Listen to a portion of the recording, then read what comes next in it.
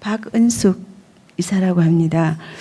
이게 질문인지 제가 그 의견인지는 제가 지금 잘 모르겠습니다만 꼭 말씀을 드려야 될 것 같아서 예, 주제 발표도 제가 잘 들었고요. 이진한 기자님께서 아까 하신 말씀 중에 그 청도 대남병원 사례라든지 이런 거를 말씀을 하셨는데 전 개인적으로 이번에 그 경북의 코로나 때문에 그 곧 격리된 지역에 갔다 왔었습니다. 그 사회복지사하고 요양보호사를 제가 얼마 전에 땄었는데 이번에 요양보호사 중앙회에서 우리도 대구 경북에 좀 가서 좀 돕자. 의사 간호사들 전문 인력만 그렇게 자꾸 가다가는 의료 시스템이 무너지는 거 아니냐. 이제 그런 것 때문에 저희들이 좀 할 일이 있을 것 같아서 전국에서 지원을 받았는데 40명 지원을 받았는데 14명이 지원을 했어요. 어쨌든 저는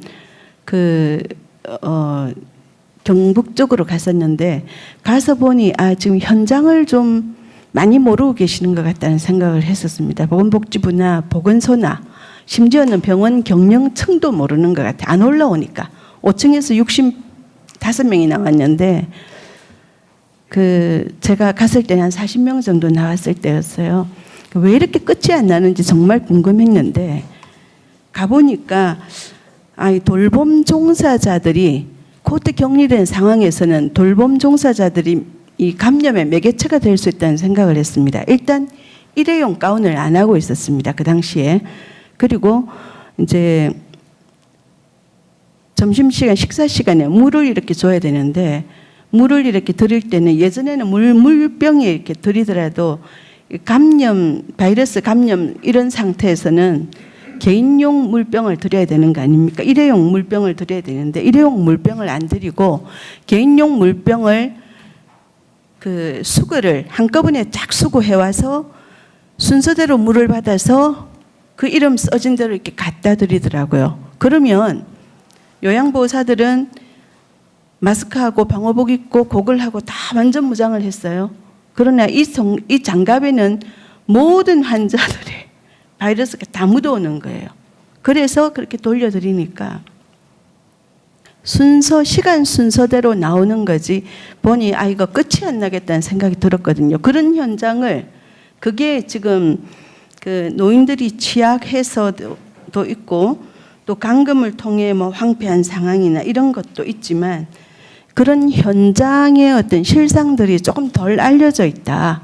그건 대처가 좀 정확히 좀 안 되고 있는 거 아니었나 하는 생각을 했었습니다.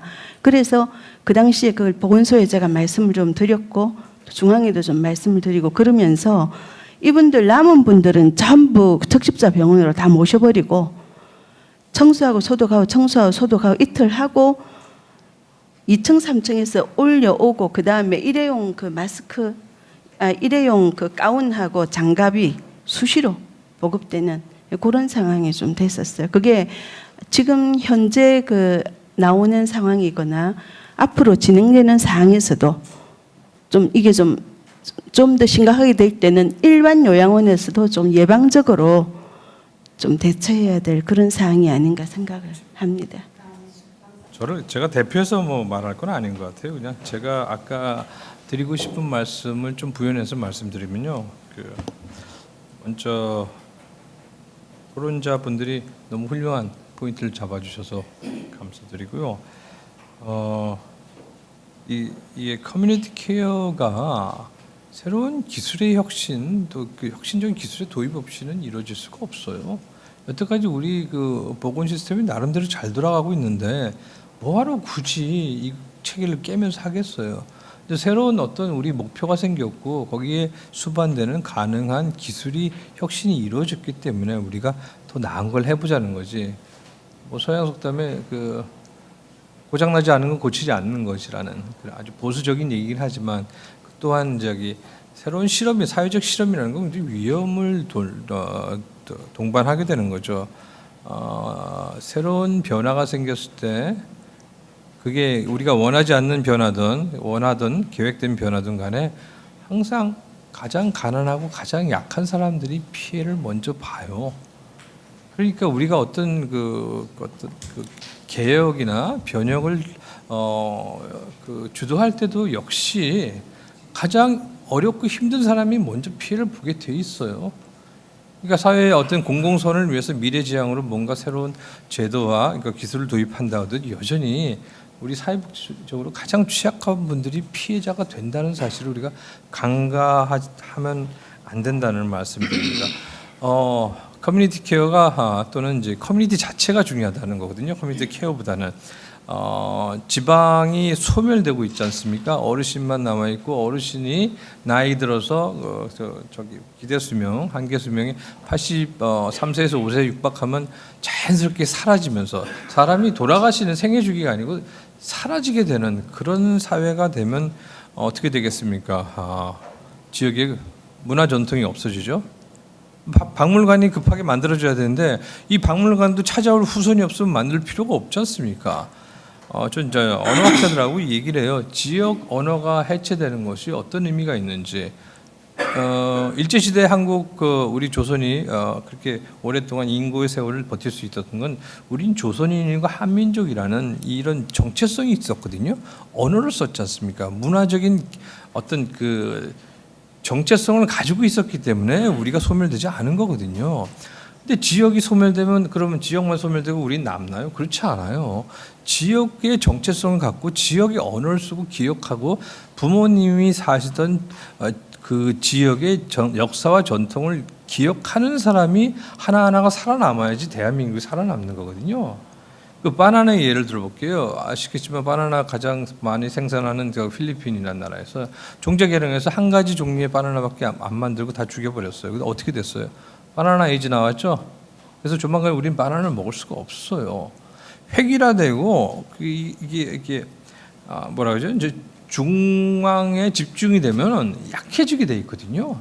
보기에는 어설퍼 보이고 후져 보여도 각자 고유의 자기가 살던 데서 굳건하게 살고 버티고 생존을 해야지 강해지는 거거든요.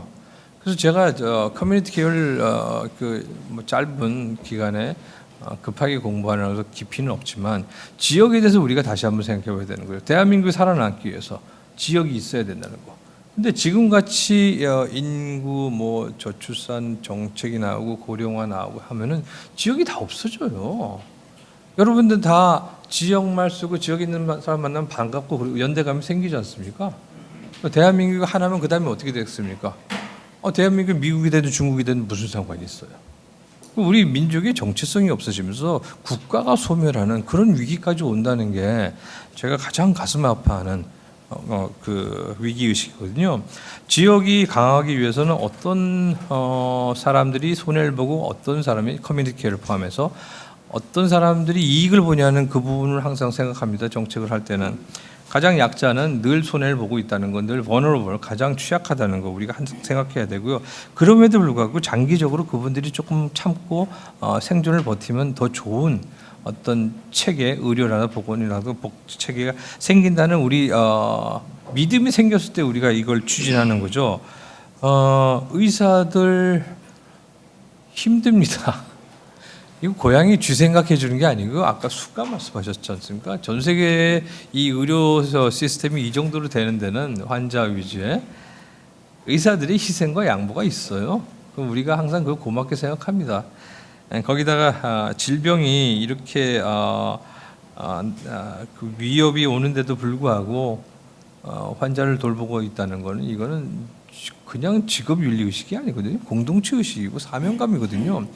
근데 그렇게 열심히 일하고 의사 선생님이 감염되기도 하고 이제 돌아가시기도 했는데 그런 상황에서 이렇게 열심히 했는데 이 코로나에 대한 우리 대응이 의사들의 의견을 물어보지 않고 그들의 그 어떤 직업이라든가 정체성을 회수하는 어떤 정책이 벌어진다. 저는 그거는 정책의 그 뭐 당위성을 떠나서 인간적으로 우리는 고민해야 된다 생각해요. 다만 그분들이 좀 더 용기를 내서 뭐 의료진만 얘기하는 게 아니고 여러 우리 사회 공동체 구성원들이 좀 더 용기를 내면 좀 더 나은 상태로 나간다 하면 그리고 그것이 지금 기반이 되는 어떤 그 기술적인 그 브레이크드루가 돌파구가 생겨서 우리가 뭔가를 해볼고 상대적으로 지금 원격 치료라는 말은 제가 좀 드리기가 좀 죄송스러워요.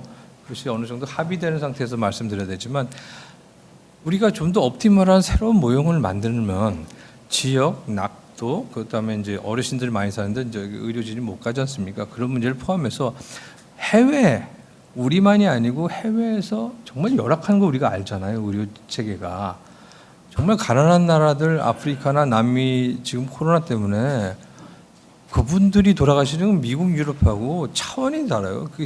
전 숫자 단위가 달라진다고 생각하거든요. 우리가 뭐라도 해야 되지 않냐. 우리가 서로 야 우리가 잘했으니까 서로 박수 쳐줘 이런 거 아니잖아요. 우리가 뭔가를 잘하고 우월적인 어떤 그 지위나 자원이 있다면 그걸 베풀어야 되잖아요. 우리 스스로 안에서 누군가를 도와주는 것도 의미가 있지만 외국에서 정말 어렵게 사는 사람들 그런 사람들 우리가 도와줄 수 있으면 이거는 의미가 있는 일이 아닐까 싶은 생각이 듭니다.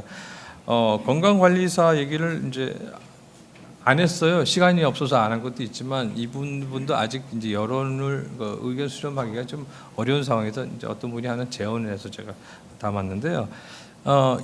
이런 게 제 머릿속에서 그려져 있어요. 지역 병원에 의사들이 만성기 질환을 하나 이제 정신 상담 우울증 이런 걸 하면 의사들 바쁘잖아요. 그죠? 그러면 하나의 의료팀을 만드는 거예요. 지역 보건 팀이 만들어지는 거죠. 간호사님들하고 이제 사회복지사들과 건강관리사님들이 하나의 팀이 돼서 일종의 새로운 앙트레프레너십이 되는 거죠. 소셜 엔터프라이즈가 되고 사회적 기업이나 어떤 그래서 웰니스 센터를 만드는 거죠. 지금도 뭐 비만이라든가 당뇨병 센터가 있지 않습니까? 그렇게 만들어지면서 그 전자 회사에서 많이 만들지 않습니까? 디지털 메디컬 디바이스 만들지 않습니까? 그거를 관리하는데 정부에서 그걸 나눠준다는 얘기도 오늘 뉴스에 나왔어요. 그건 굉장히 환영할 만인데, 자 나눠지면 그거를 이제 여러 가지 이제 그 정보가 여기 입력되지 않습니까? 그 전송이 되지 않습니까? 그걸 누군가 관리해야 될 거 아니에요? 일종의 이제 메디컬 빅데이터를 관리해야 되고 그것이 관리돼서 정리가 되면 의료진이 그거를 이제 판단을 해야 되는 거죠. 그런 체계를 만들면 이런 생각이 지역 병원에 2층에는 의사 선생님과 간호사들 의료진이 있고 주사 놓을 때 있고 1층에 들어가면 입구에 가면 이제 그 핸드폰 가게, 모바일 디바이스 가게처럼 이제 그런 진열이 있어서 선택하게 되고 거기에는 그거를 팔거나 상담하는 직원들도 있겠죠. 근데 그런 거를 통합적으로 하는 분들이 직업이 하나 있어야 되지 않을까. 기존의 의료팀에 각자 역할하는 사람은 자기 역할을 집중적으로 하지만 그래서 제가 건강관리사라는 이름이 어떨지는 모르지만 이분들이 결국 통합적인 사회복지에서 우리 조성철 회장님도 우리 사회복지계 굉장히 큰 어르신인데 지역 사회 통합 체계 협의체 우리가 만들고 케이스 매니지먼트 같이 하지 않습니까?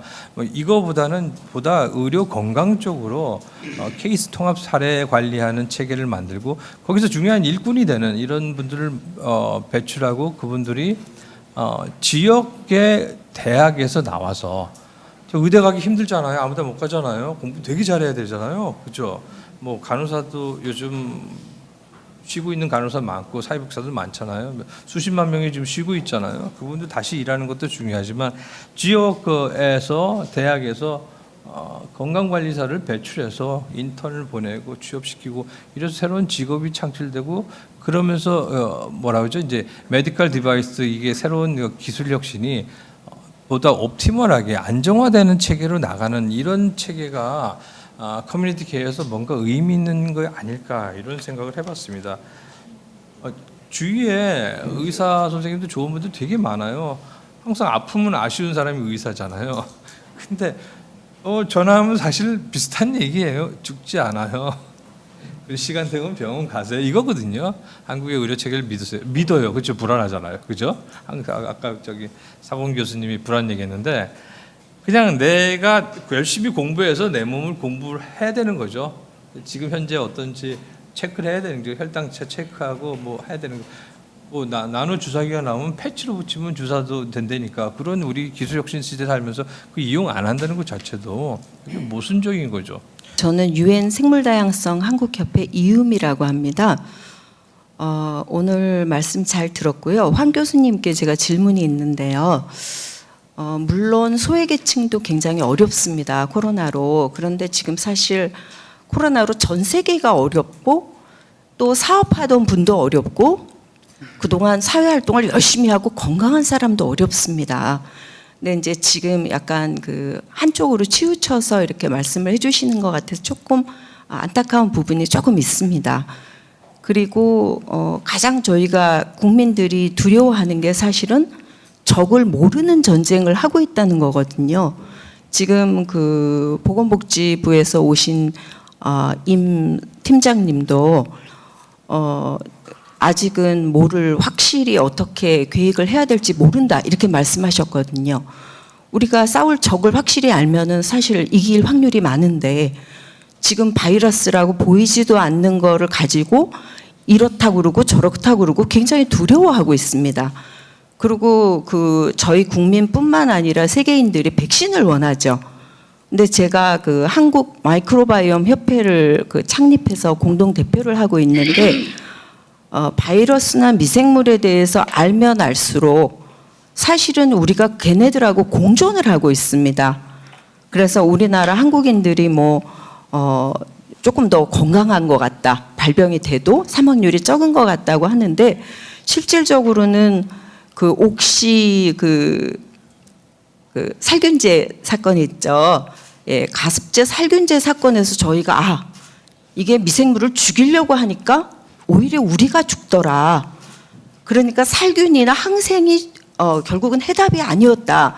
이런 거를 국민들이 깨우쳤다고 생각을 했는데 갑자기 코로나 사태가 오니까 또 백신을 원하고 살균과 소독을 한단 말이죠. 그럼 과연 이게 옳은 것인가?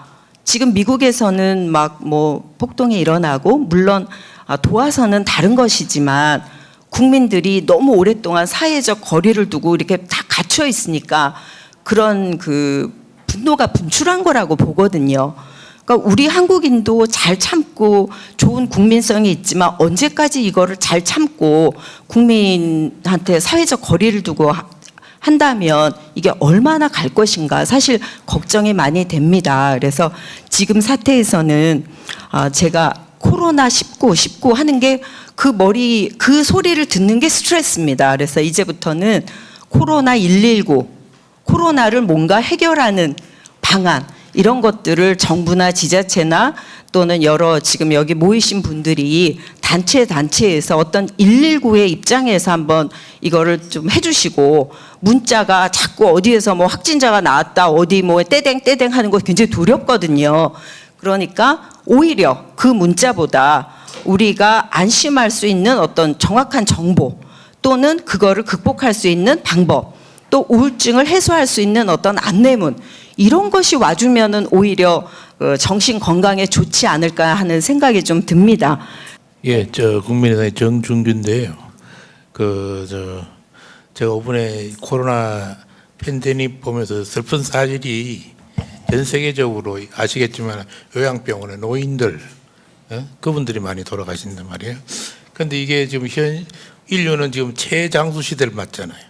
그럼 노후가 가장 아름답고 품위 있게 보내야 되는데 요양병원에 갇혀 수십 년을 그것도 시설이 열악할 때 그래서 제가 볼 때는 커뮤니티 케어는 궁극적인 목표가 되는 거고 당연히 저도 역시 장애인 입장에서는 당연히 사회통합이 돼야 되는데 시설과 요양병원이 단시일에 사라지는 않단 말이죠. 그렇다면은 국가에서 요양병원의 어떤 수준과 그걸 정말 급하게 대응을 하지 않으면은 앞으로 어떤 사태가 올지 우리나라 역시도 외국 갇혀 요양병원으로 이번에 최초 사망자들 정신병동의 정신장애인들 10명 아닙니까?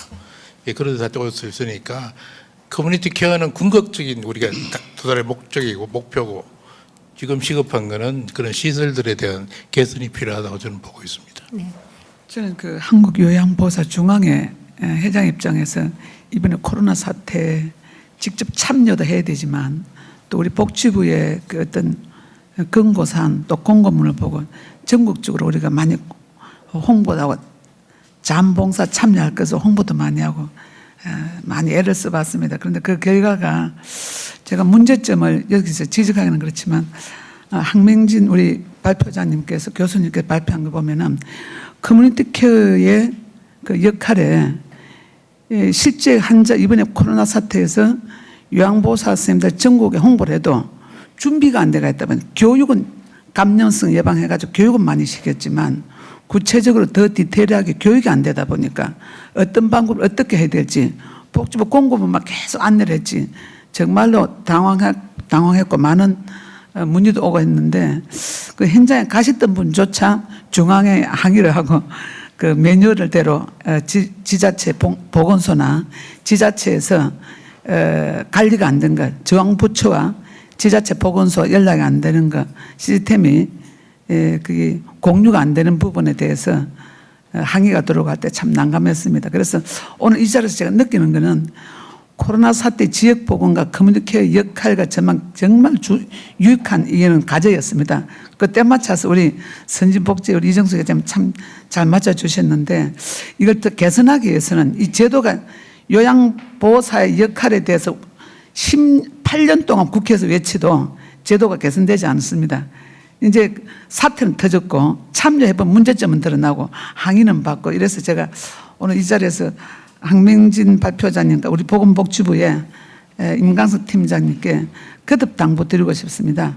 우리 요양보호사 선생님들이 지금 장기간 기간 재가센터와 시설만 일자리가 있습니다. 자격자는 150만, 60만이지만 일을 할 수 있는 것이 제한이 되어 있습니다. 근로환경 실태조사를 2018년도 보건사회연구원에서 같이 공동을 해봤습니다.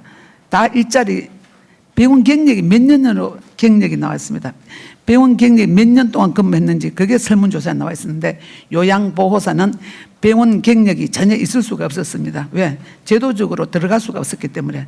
그래서 이번 기회에 제가 이제 3년을 매년 건의서를 이렇게 해봤는데 요양보호사가 요양병원 통합 간호간병병동의 병원의 경력에 따라서 단계적으로 간호사의 조력을 받아서 의료 보조 인력으로서 참여할 수 있고 일자리를 우리가 더 최상의 서비스 케어를 할 수 있도록 커뮤니티 케어에 반드시 요양보호사가 적극적으로 기본적인 경력을 갖추고 간호사의 그 조력을 받아서 일할 수 있는 그 정도의 그 임상 그것만 되면은 효과적으로 이 병원에 꼭 참여할 수 있고 제도적으로 근무할 수 있는 그런 환경을 제도를 좀 개선해 주었으면 하는 그런 바람으로 한 번쯤은 우리 보건복지부 특히 요양운영과에서 단 한 번도 몇 년에 걸쳐서 건의서를 냈는데 이게 답이 없었습니다. 지금도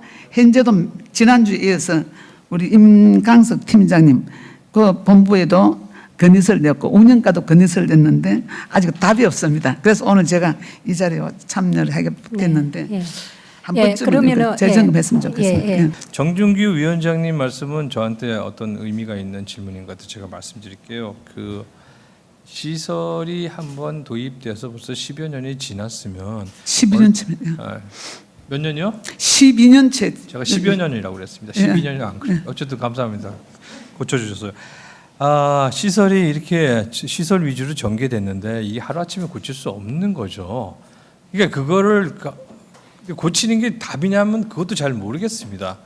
근데 우리가 그 항상성을 가지고 있는 그 생태 체계로 에코시스템으로 지역 사회를 보면은 당연히 요양 시설이 지역 사회와 관계없이 독자적으로 어떤 운영되는 거 우리가 알 수가 있지 않습니까? 지역에 있는 부분이 반드시 오는 것도 아니고 지역의 어떤 문화 사회 어떤 생태계나 체질이나 이런 거 연결된 것도 아니지 않습니까? 그럼 당연히 지역 사회의 하나의 그 기관이나 조직으로서 운영이 되면 그러면 수용보다는 폐쇄적인 것보다는 개방적인 체제가 되고 그러면 요양 시설에 일하시는 분도 나오겠죠. 순회하고 그러면서 서로 섞이면 서로 만나게 되는 거죠. 왜 우리가 아까 말씀드린 탈시설화가 왜 중요하냐면 환자나 니디 파퓰레이션 그죠? 그 욕구 혜택 감금해 버리는 거죠. 근데 그게 이제 법적으로나 뭐 어떤 그런 게 의료적인 게 아니고 제도적으로 감금해 버리니까 이분들이 어떻게 사는지 모르는데 동시에 요양보호사나 그쪽에서 일하는 분들도 감금되는 거예요. 앉아 따라가잖아요. 나오시면 되는 거예요. 근데 그거에 시간이 많이 걸리니까 일단 우리가 서로 공부합시다. 메디컬 팀으로 지역사회에서 사회복지라든가 의료 서비스 프로바이더들이 같이 연구합시다. 그러는 거죠. 그러니까 어떤 자리에 넣어주세요. 그런 요구보다는 각자 숙제를 하셔야 되는 게 맞는 것 같아요. 내가 뭘 할 수 있는지, 내가 나오면 뭘 할 수 있는 거지. 지금 상황에서 어떤 그 메디컬 또는 이제 테크니컬한 제가 자꾸 그런데 죄송합니다. 그 기술 개발이나 혁신이 있을 때 우리는 어떤 공부를 하고 어떻게 적용해야 되는지 이 공부를 먼저 해야 되는 거죠. 그래서 내가 이런 거 할 수 있습니다. 날 시켜주세요. 그래야 되는 거죠. 근데 지금 요양보호사나 다른 사회복지사도 마찬가지지만 별로 할 게 없는데 그래도 시켜주면 고맙지 않을까요? 이런 거는 제가 좀 지나친 얘기일 수 있다는 거 말씀드리지만 그보다는 지금 나는 이걸 할 수 있으니까 이거 우리한테 자격을 달라 이렇게 하시는 게 맞지 않을까 싶은 생각이 듭니다. 그 요양병원과 요양시설에서의 그건 감염 관리에서 얘기하는데도. 지금 이제 요양병원 같은 경우에는 최근에 이제 감염 예방법이 개정이 되면서 요양병원에도 감염 전담 인력을 두도록 되어 있는데 그 감염 전담 인력이 간호과장이라든지 이런 분들하고 겸임을 하도록 되어 있습니다. 그래서 어떻게 보면 요양병원과 요양시설까지 굉장히 감염의 위험이 높음에도 불구하고 법적으로나 제도적으로 그런 것들을 충분히 대응할 수 있는 인력이라든지 시스템이 좀 잘 안 갖추어져 있는 게 맞는 것 같습니다. 그래서 아까 요양보호사 선생님들께서도 실제로 감염의 위험을 굉장히 노출하고 있음에도 그런 문제들을 빨리 디텍트해서 해결할 수 있는 그런 어떤 전문가나 또는 그런 분들이 지금 제도적으로 마련되어 있지 않는 부분들이 좀 있어서 그 부분들은 차후에 계속 제도적으로 좀 보완이 필요할 것 같습니다.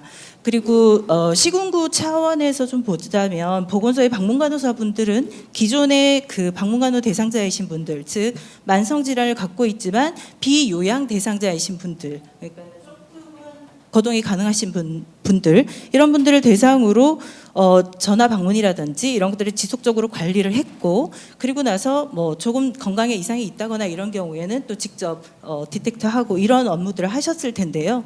장기 요양 대상자이신 분들은 저희가 코로나 기간 동안 의료 이용은 줄었지만 요양 이용은 줄지 않았습니다. 그만큼 사실은 요양의 문제는 생명에 직결된 문제고 이런 코로나 상황에서도 니즈가 줄어들지 않는 문제라고 본다면 요양보호사 선생님들하고 방문 간호사들과의 공조 체계가 저는 굉장히 필요했다라고 생각합니다. 맞습니다. 그런데 이제 그런 것들을 사실은 그 방문 간호를 쓰면 요양이 줄잖아요.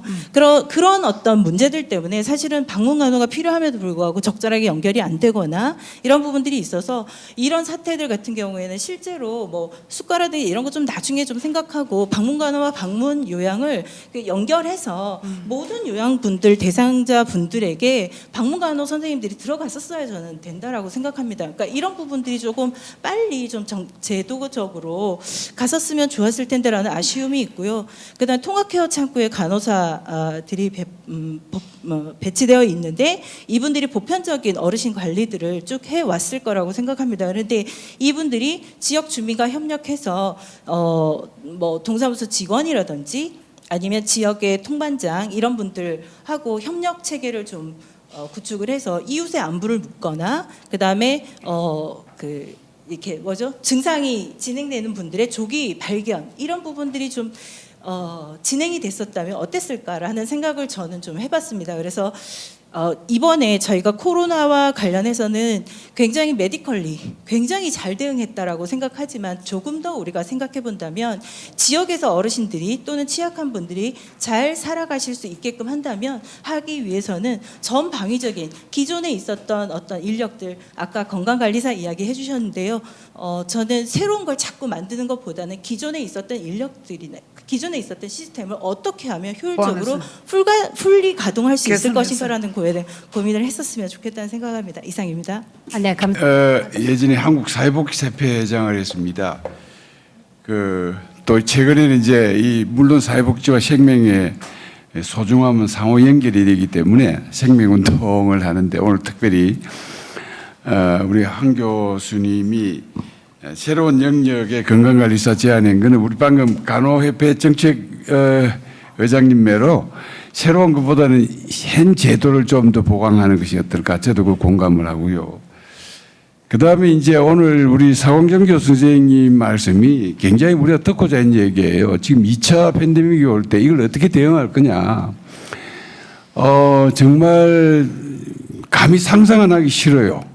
이 경제적인 위기까지 오면은 정말 사회적 파괴 현상도 연상할 수 있다고 봅니다. 어제 아래 서울 서부역 앞에서 또 무차별 폭행이 일어났잖아요. 아무 이유가 없어요. 그게 아마 이런 이제 2차 징후가 시작되지 않았는가 이런 걸 생각하고 그다음에 우리 공선희 선생님 얘기대로 이 제가 이게 비교가 제대로 되는가 모르겠습니다만은 영국 국민이 한 7,800만 되죠. 우리나라가 5,300만이고 영국이 이번에 코로나 대응에서 3만 명이 넘게 돌아가셨어요. 우리 한국이 270명입니다. 또 거기에 지금 미국과 영국 뭐 거의 65세 이상 노인들이 5, 60%라는데 우리 한국의 요양보호사하고 한국의 민간 요양시설이 대단한 공적이 있습니다. 물론 의사 선생님들이 대단한 역할을 했고 이걸 이제는 참 그들의 어떤 칭찬도 난 필요하다고 봅니다. 어떤 역할 분할보다 우선 그걸 크게 평가해서 왜냐면은 우리가 쉽게 말하면 모여서 탈시설 하자는데 탈시설과 가정케어는요 엄연한 재정적인 분담이 큰 차이가 있습니다. 그리고 현행 우리나라의 요양제도의 1, 2, 3급은 극히 가정에서 케어하기 어렵습니다. 또 그거는 지금 요양이 강제화된 것도 아니고 거의 다 가족의 선택에서 들어오는 거예요. 그러면 국가가 그 요양시설이 지금과 같이 지금 이번에 코로나 대응은요 정말 우리 칭찬해야 됩니다.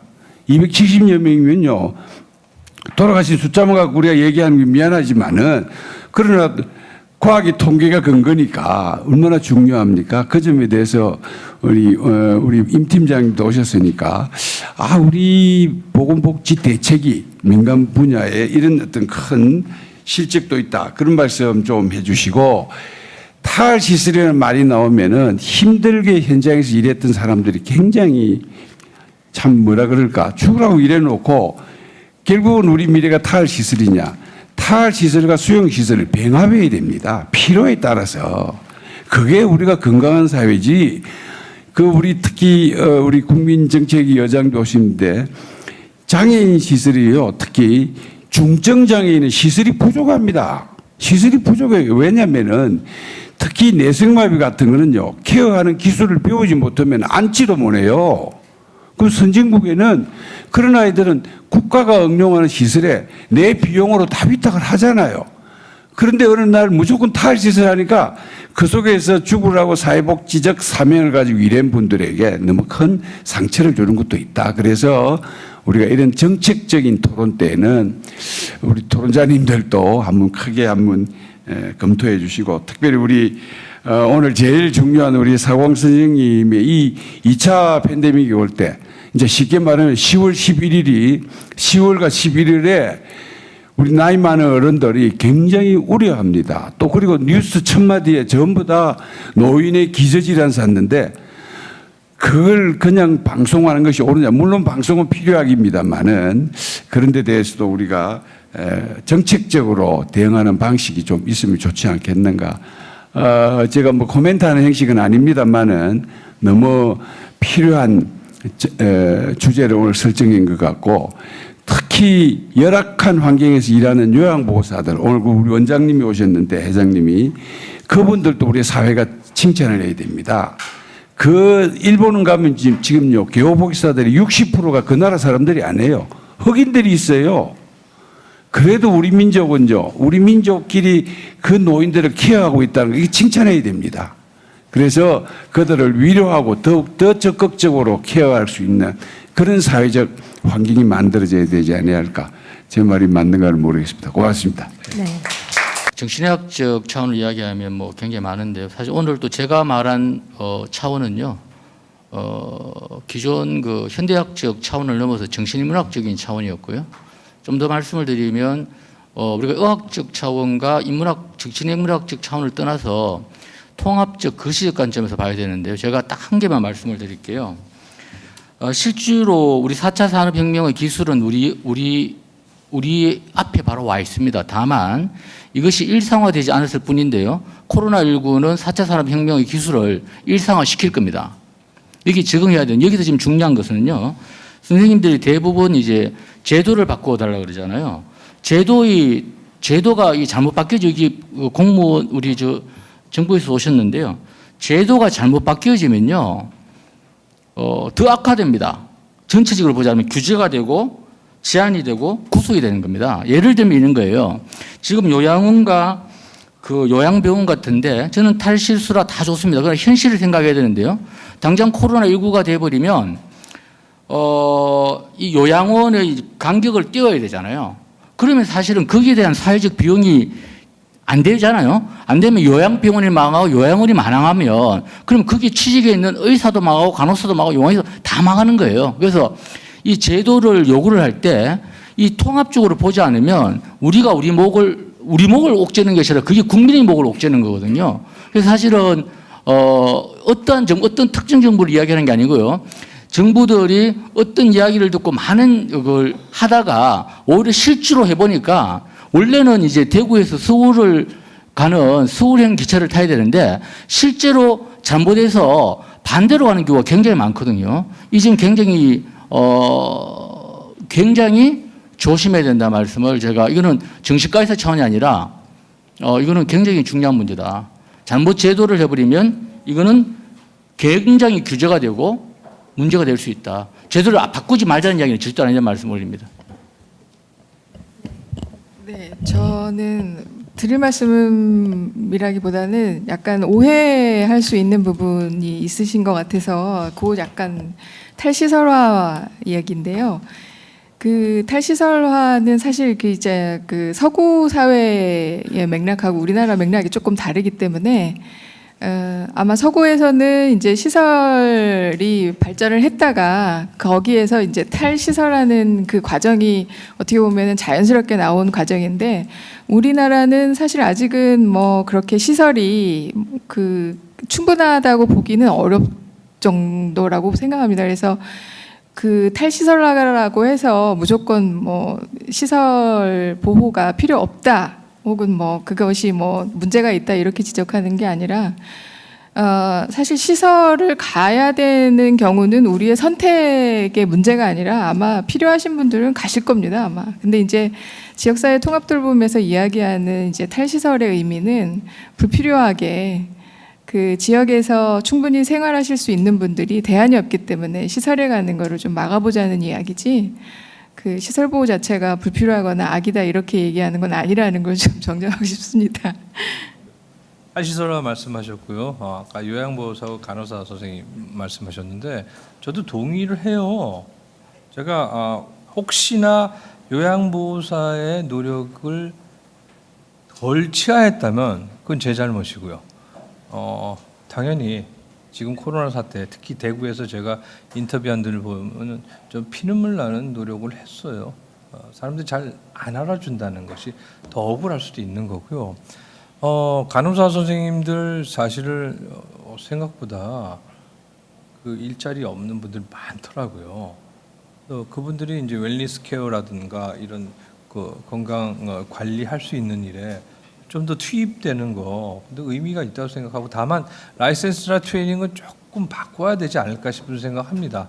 기존의 간호의 의학적인 업무에서 좀 사이코소셜한 쪽으로 업무로 이제 넘어가는데 그게 또 이제 각자 전공이 있지 않습니까? 간호사들도. 근데 일반적인 제너럴리스트 어프로치에서 하자면 어떤 직업에 전환하는 그런 건 필요하다고 생각하는데 지금 사회복지사도 놀고 있죠. 간호사도 놀고 있죠. 근데 새로 만들면 우리가 어떻게 하자는 건데 그런 뜻이 아니에요. 직업 전환해서 우리가 효용에 맞게 일을 하자는 거거든요. 제 취지는. 그것도 오해가 아니었나 싶어서 제가 다시 한번 말씀드립니다. 뭐 공선희 박사님이 정부에서 해야 될 말씀을 대신해 주신 것 같아서 깊은 감사드리고요. 뭐 플로에서 정부에서 하시고 싶으신 말씀이 많으셨던 것 같은데 다 제 설명을 드리는 시간은 좀 부족한 것 같고요. 뭐 이런 것 같습니다. 코로나가 전방위적으로 우리 사회의 모든 영역에 많은 도전을 안겨준 것 같아요. 많은 약한 부분에서 취약성을 좀 더 많이 드러낸 것 같고요. 그리고 우리가 이 방역과 보건의 영역뿐만 아니라 다양한 영역에서 좀 더 고민하고 성찰해보고 과거의 방식이 옳았는지에 대해서 한번 되짚어봐야 될 지점이 많다. 그런 점에서 정부 당국자가 과거의 간행과 좀에서 벗어나서 많은 고민을 같이 나눠달라, 그런 당부의 말씀이신 것 같고요. 그 점에 있어서는 충분히 공감을 합니다.